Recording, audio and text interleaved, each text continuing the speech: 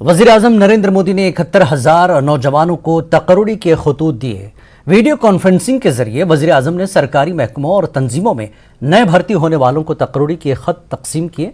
इस मौके पर पीएम मोदी ने अपने खिताब में कहा कि तकरूरी में शफाफियत को बरकरार रखा गया है, भर्ती और प्रमोशन के तनाज़ात को भी हल कर लिया गया।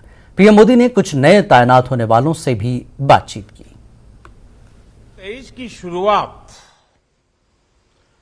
उज्जवल भविष्य की नई उम्मीदों के साथ हुई है। ये उन 71,000 परिवारों के लिए खुशियों की नई सौगात लेकर आया है, जिनके सदस्य को सरकारी सेवा करने का अवसर मिला है। मैं सभी युवाओं और उनके परिवारों को बहुत बहुत बधाई देता हूं। आज का ये आयोजन सिर्फ सफल उम्मीदवारों में ही नहीं, बल्कि करोड़ों परिवारों में आशा की नई किरण का संचार करेगा। आने वाले दिनों में लाखों और परिवारों को सरकारी नौकरी में नियुक्ति मिलने वाली है। केंद्र सरकार के साथ ही एनडीए और भाजपा शासित राज्यों में भी लगातार रोजगार मेले का सिलसिला चल रहा है, आयोजन किया जा रहा है।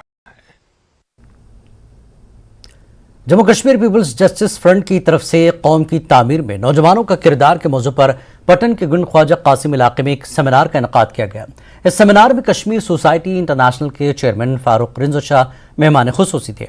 इस मौके पर जम्मू पीपुल्स जस्टिस फ्रंट के चेयरमैन आगा सैयद अब्बास रिजवी और दीगर शख्सियात मौजूद रहे। इस प्रोग्राम में लोगों की एक बड़ी तादाद ने शिरकत की। फारूक रिंजो शाह खिताब करते हुए कहा कि जम्मू कश्मीर के नौजवान मुल्क की तामीर और तरक्की में अपना अहम किरदार अदा करेंगे। Jammu Kashmir People's Justice Front के चेयरमैन आगा सैयद अब्बास रिजवी ने कहा कि नौजवान हमारा मुस्तकबिल है, उन्हें मुल्क के साथ मोहब्बत कर आगे बढ़ना चाहिए। दीगर स्कॉलर्स ने भी इस मौजू पर खिताब किया।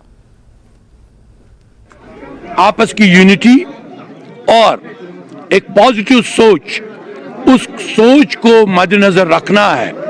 हमें अपने मुल्क के लिए भी काम करना है और हमें अपना जो हमारा अपना कैरेक्टर है, किरदार, चाहे हिंदू हो, चाहे मुसलमान हो, चाहे बुद्धिस्ट हो, अपना अपना दीन सबको मुबारक है, लेकिन हमारे ग्रेट प्रॉफिट ने लकुम दीनकुम वलिया दीन कहा है। आप दूसरे मजहबों की भी इज्जत करो, आपके मजहब की इज्जत होगी। एक मुल्क एक नौजवान के लिए या जो भी इस सरजमीन में रहता है उनके लिए वो एक मां की तरह होती है। कौम परस्त ताकतें हैं, बिलखुसूस जिस तरीके से हमारा हमसाया मुल्क, उन्होंने यहाँ वक्तन फवक्तन यहाँ फितने फसाद और यहाँ फिरकावारियत में वो एक जंग छेड़ने की कोशिश की। अल्हम्दुलिल्लाह अब वो वक्त आ गया है कि अब यहाँ के हालात बेहतर हुए हैं और अब यहाँ का जवान समझ चुका है कि अपने वतन के साथ मोहब्बत करने में क्या फवायद है।